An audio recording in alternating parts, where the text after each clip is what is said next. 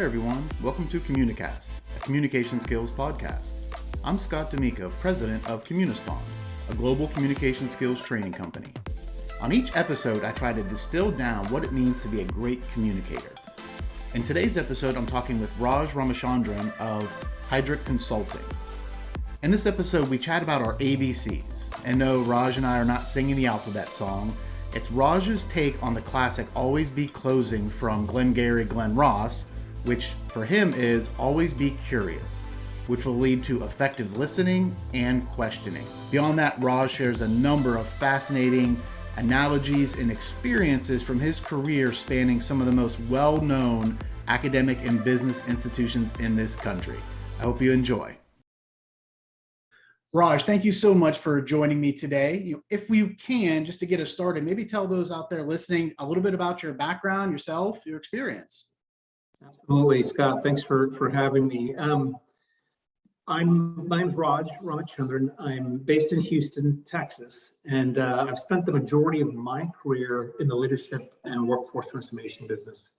I started my career off at Accenture and IBM, and then after getting my doctorate in leadership from UPenn, I've been working in the executive search space here for the last 7 years with Heidrick.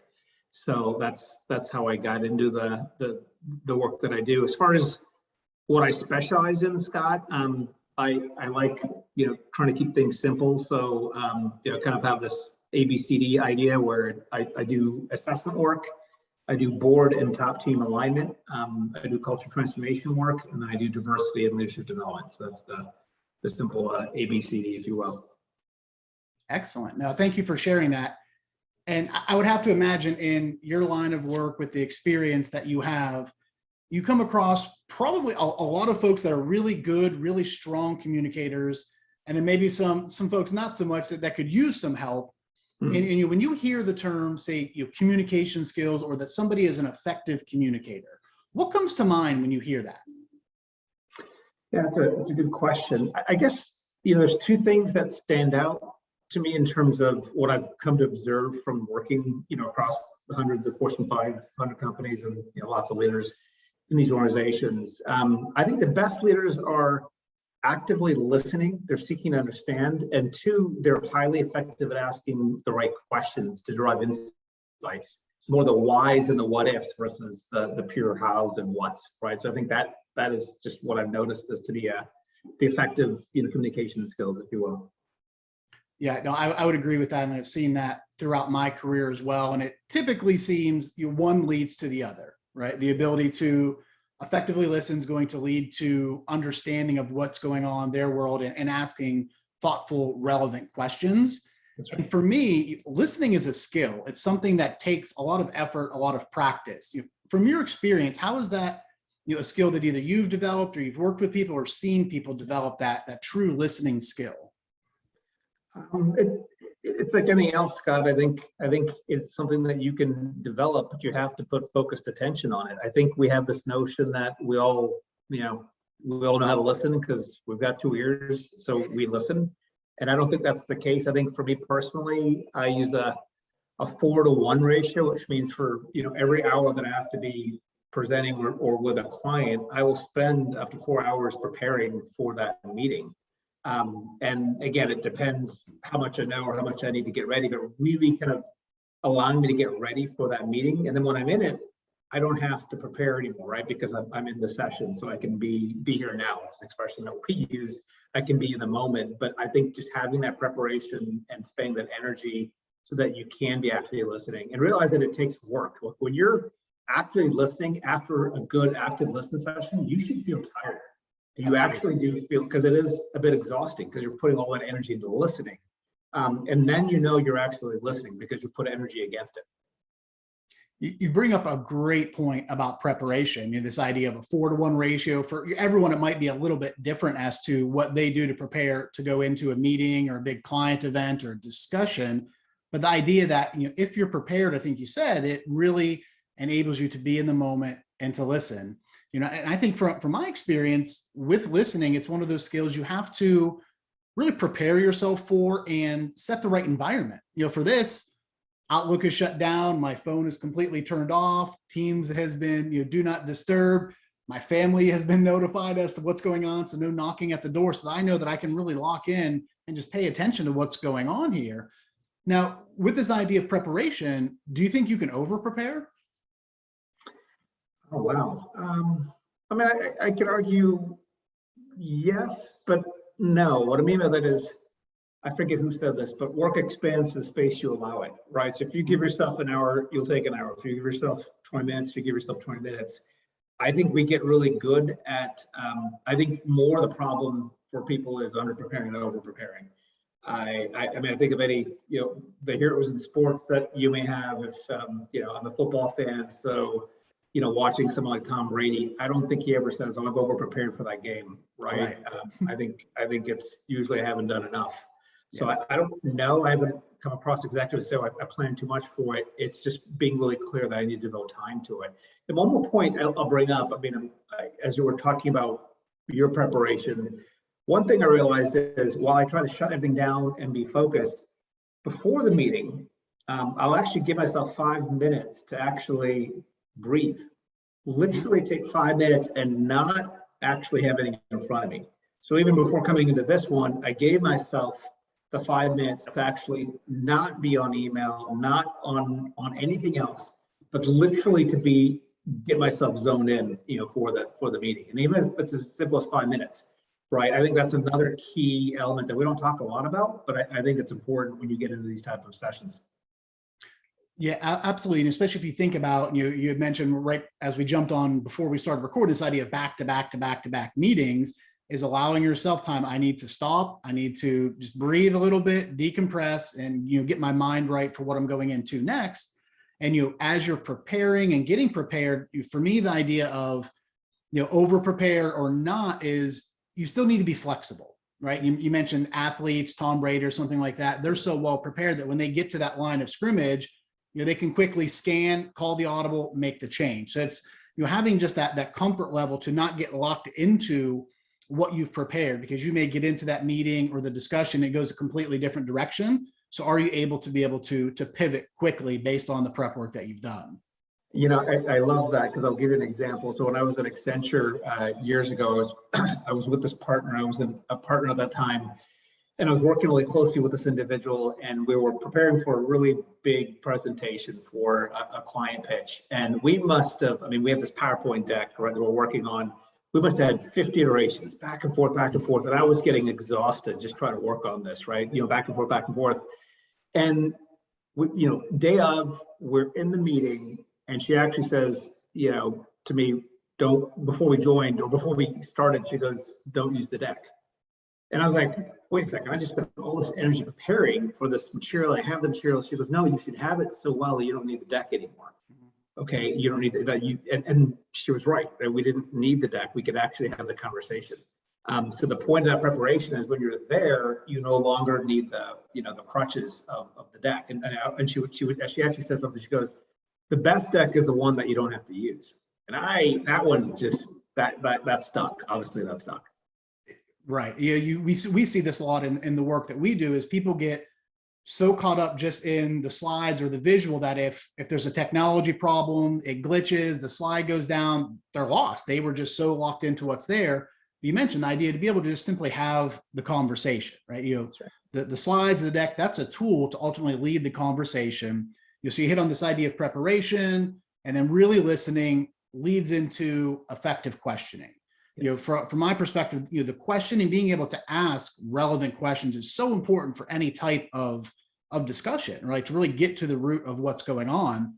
If you think about questioning from your perspective, whether it is at home or at work, how do you approach that to be able to make sure that you're asking the right questions, so to speak? That's a good one. I look, the thing about questioning, this is actually something I think you and I probably encountered when we were, working together before.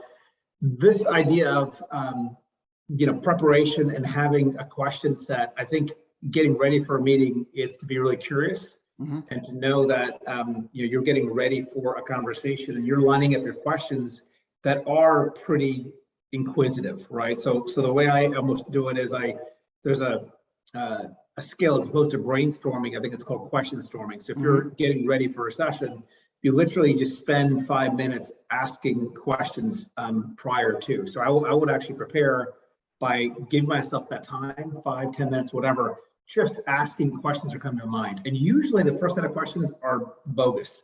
It's in that second or third tier that becomes real, because your first set is like, your brain comes up with stuff. Why am I here? What's important to you? What keeps you up at night? I mean, you hear these kind of things. When you get to that second and third layer, you get into some really interesting questions. So I practice that question storming skill on myself. And then when I'm working with clients, I use that as a way to get to the real core set of questions that matter.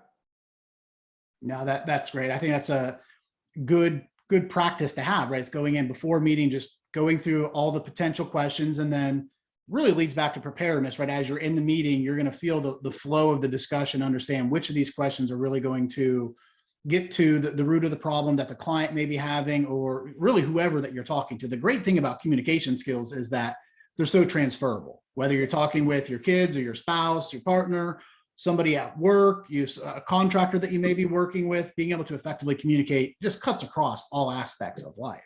Absolutely. And, I think if you go through your preparation, you are really listening, you're asking those insightful, thoughtful, relevant questions. To me, that's what's going to inspire people to action, right? This kind of thing that you hear about people being inspiring leaders or telling, inspirational stories. Oftentimes people think of it as, the football coach, giving that big halftime speech. You and I both big Buckeye fans, maybe Ryan Day trying to rally the troops at halftime, which kind of need to do lately. But, this idea of, the inspiration, getting people moved to action isn't always just standing on the chair, shaking your fist, being loud. It's the culmination of all these things that go into communication skills. Yeah, I think this is kind of embedded in there as maybe as a question, but this idea of like, what are the effective communication skills that are needed today?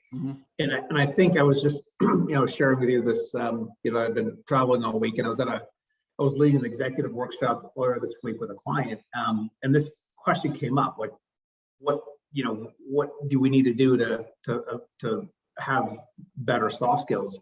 And I paused him right there and I said, I would say, one, reframe. Don't call it soft skills, because that actually sounds soft and weak. These are actually core skills or anchor skills that you can use to augment your technical skills. So that flip to say, okay, we need to reframe what we would call this category, because there's no notion of communication skills are soft skill training. And I'm like, no, these are core skills. And then I asked him to kind of bucket them into 3 categories. I said, what are those execution related, skill sets? So your ability to deliver and then communicate what your results are. That's kind of, thing one. The second is, around relationships. So how do you collaborate with your peers, having that authenticness and empathy? And that third is that vision or that inspiring call to action with that, clear point of view. So even that, I would just kind of frame it up in using, some way to, you have to process these skill sets, right? So that's the mechanism that I use with my clients. Interesting. So now, would you say, have you seen any change in those skills that are necessary over the past 18 months as the world of work has really shifted? Yeah, I mean, absolutely, because we're doing more of these, Zoom sessions and virtual, right? So the ability to be really impactful requires empathy more than ever. Because the downside is it's very easy to go from Zoom to Zoom and switch. And then you lose the ability to really be empathetic, because you just jump from call to call and you're like, it all looks the same. Right? It's like when you get emails, the disadvantage of emails is that anyone can get you an email, right? Anyone can send you an email, and it's really hard to know, wait, is this one more or less? So the same thing happens in these Zoom situations. So you have to really be empathetic, and you got to work on that even more to be here now versus even in a classroom environment or in a face-to-face meeting, I think. Yeah, and I think I heard something recently from Microsoft's CEO talking about empathy and caring being the new currency, that it's so important, especially in the environment in which we are today. And as you mentioned, with whether you're bouncing to back-to-back Zoom meetings or you're simply now just on the phone with no interaction, being able to see those visual cues, or with email where there's virtually nothing that you can gain from what that person, their perspective, their point of view, what they're going through at the time. Just the idea of, taking a little bit of time and try to understand their point of view, where they're coming from, which for me is one of the foundational components of empathy, the idea to be able to understand somebody else's point of view. And I definitely agree with where we were, 18 months, 2 years ago to now, this idea of caring, empathy, understanding, so important, just because not everyone is in the same situation that you or I may be in. If you think of, people working at home with a lot more distractions, a lot more going on, having to care for other people. There's just all these other things that we need to be aware of when we are communicating with folks, just to make sure that we're creating that culture of collaboration and trying to work towards the ultimate goals at business. Yeah, I mean, it's funny you brought up Microsoft because I'd done some work with them a couple of years ago, and obviously they prefer using Teams versus Zoom because I guess they have a product in this space. But the funny thing about working with them is that, when Satya Nadella, their CEO, talked about this kind of leading with compassion and empathy, initially there was a bit of like skepticism because they're a very technical, performance-driven organization. And again, that felt like a soft skill. And he, I guess the organization worked really closely with Carol Dweck, who worked on a book called Growth Mindset. And that became the DNA fabric of Microsoft's kind of transformation, right, in what they're doing today. And one thing that Carol Dweck says about growth mindset is that you have to realize that use the expression "you're not there yet," right? And she'd emphasize the word "yet" because it's a progression. So even Microsoft today, as great and as transformative as it's been in the last couple of years, Satya would keep iterating, we haven't completed the journey yet, right? So this compassion journey, this empathy journey, all this stuff is a work in process, and they're very quick to emphasize. He said, something like move from being a know-it-all company to a learn-it-all company, right? And constantly be learning, because that's how we're going to get better. Now, I love that, the idea of a learn-it-all rather than a know-it-all. I might need to use that with my my 12-year-old. He seems right now think he knows everything, but shifting gears a little bit to what maybe you've seen in the workplace or seen with working with some of your clients. We've known each other for quite some time, and one of the things I've always really just admired about you is your curiosity, right? You're always wanting to know and to understand things. So if you think about your career and some of the things you've touched on, as I look at your background, it's a who's who of companies that people would love to work for. But is it curiosity or maybe other skills that you think of that have really attributed to the success that you've had? That's an interesting question. I mean, look, I think it goes back to the Steve Jobs quote when I think he did this commencement address. You can only connect the dots backwards and reverse. If you can't, if you asked me 20 years ago, could I have predicted any of this? And the short answer is no. But I think what I've come to realize is it's a progression. And I start off with, like, early in your career, it's all about, execution and results, right? That's like you having to get things done, right? And the ones that are disciplined and organized, persistent, hardworking, those skills are really key when you're early in your career. When you get to more mid-level, I realize the relationship skills become even more important, right? So how approachable am I? How, sympathetic or compassionate am I, right? And then as I got to kind of, later in career, and I still think I'm somewhere between, middle to late, but I think this idea of vision and curiosity, creativeness, that became even more important because you have to realize you don't have all the answers, and you have to tie back into relationships that you have. You have to understand what's going on, ask those questions, and then look to others to drive results. I mean, it's not saying that we don't get stuff done ourselves, but you have to multiply and leverage others around you so that you can get a goal accomplished. So I would say, I call it conviction, compassion, and curiosity, right? In terms of those 3 steps.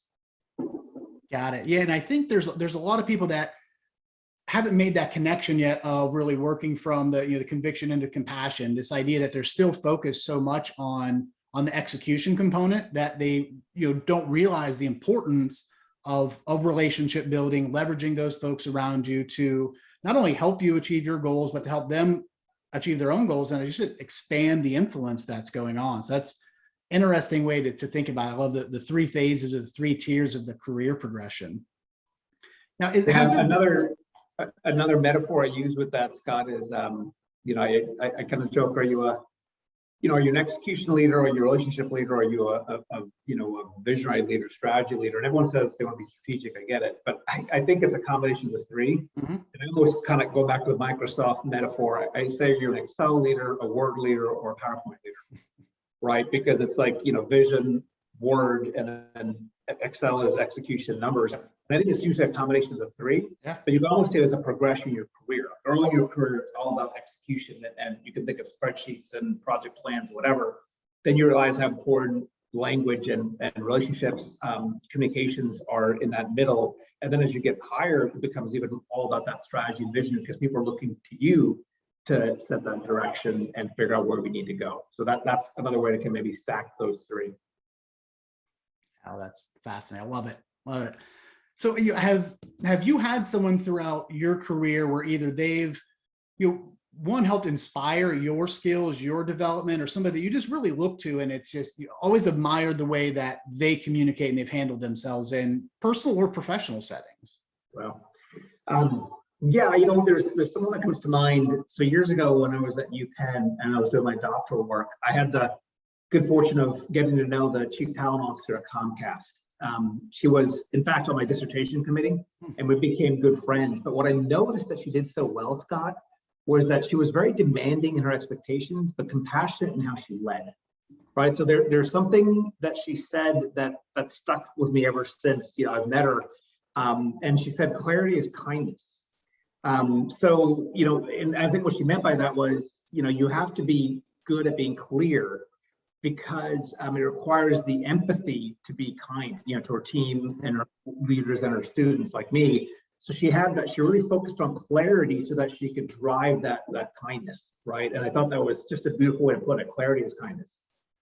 Yeah, it's a great way to put it, because I think there's a lot of times people feel that in order to get results, to hold people accountable, that you have to be mean, you have to be nasty about it, or be kind of a hard head with it. And throughout my career, that's where I've always been, is that this idea of, if I'm very clear with my communications, very clear with what I expect of people, and then from the back end, support is, how do I help you get there? That tends to be where the magic happens, where people really know what's expected of them, whether the expectations are very high or very challenging. But if they're aware of that, and then you communicate it clearly, and then back it up from a leadership standpoint with the actions of, how can I support you? What do you need to help get from point A to point B?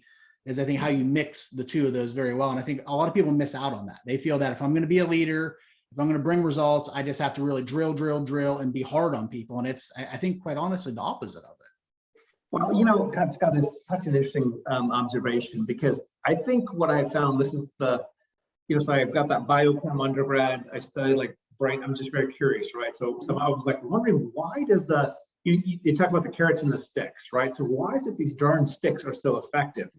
And the problem is this: it goes back to our human nature. We're, literally, our DNA is, whenever we see danger, what do? We run, or it's a fear, right? So if you see a lion or a tiger, you're gonna run, right? But today we don't see lions and tigers, but we perceive threats, and that threat could come from a boss, could come from a peer, could come from the market, it could come from the news.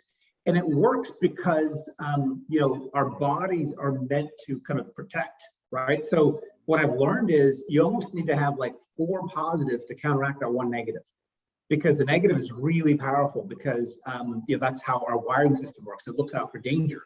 So when why the people are mean is, it's a way kind of shortcuts. It's okay, I need to get results now. So I'm going to tell you, Scott, get this done, right? I'm going to be on you, and you're like, oh yeah, I better listen. But what you have to realize is that, you have to find ways to counteract that, because it's almost like using jet fuel versus green fuel, right? So jet fuel is good. It'll get you there, but you're going to burn out.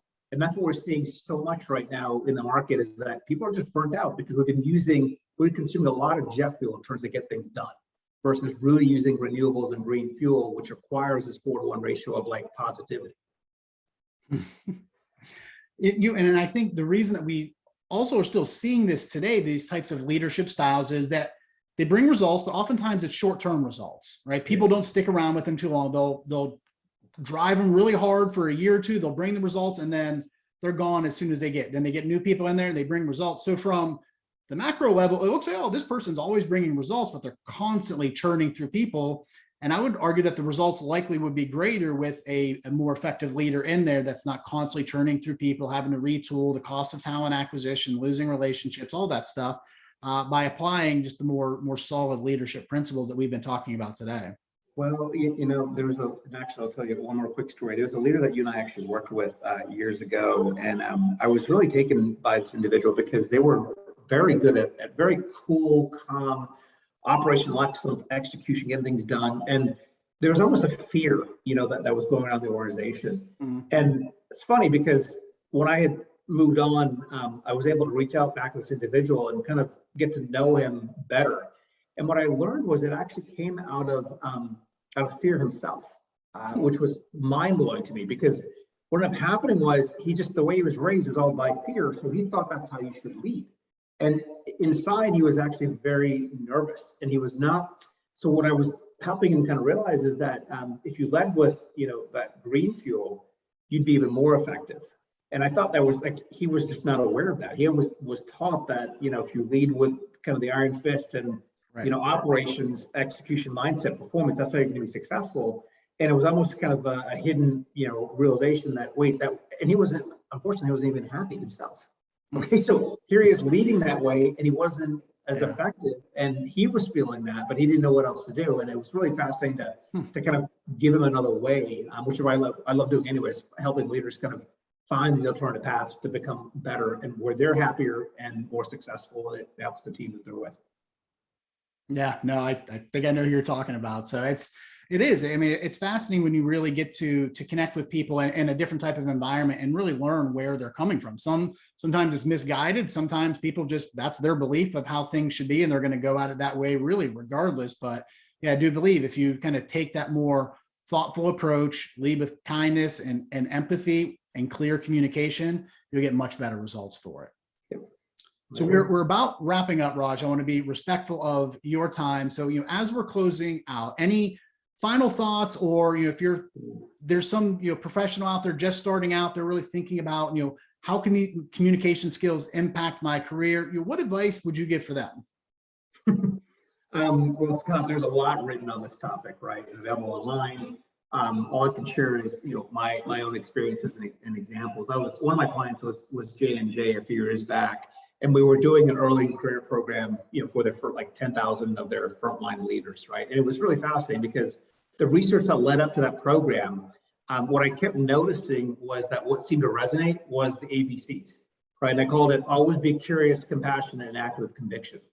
That resonated, right? And it sounds simple enough, but as they were navigating their careers and trying to figure out what's next and how to seek these things out, having that curiosity, having that compassion, and acting in conviction, that was something that I think, resonated with the groups. I would just say, remember your ABCs. Love it. Remember your ABCs. In sales, typically that ABC was always be closing. But I would say, right, always be curious will lead to the closing of the deals, because you're going to find out a lot of tremendous information to really help you build the value of whatever it is that you have as a solution. So, Raj, thank you once again so much for the time and for being with me today. I appreciate it, man. Have a great day. You're welcome. You too. Well, there you have it. Clarity is kindness, empathy is important, and always be curious. I hope you enjoyed my conversation today with Raj. Please stay tuned for more episodes and be sure to subscribe to Communicast. Thanks and have a great day.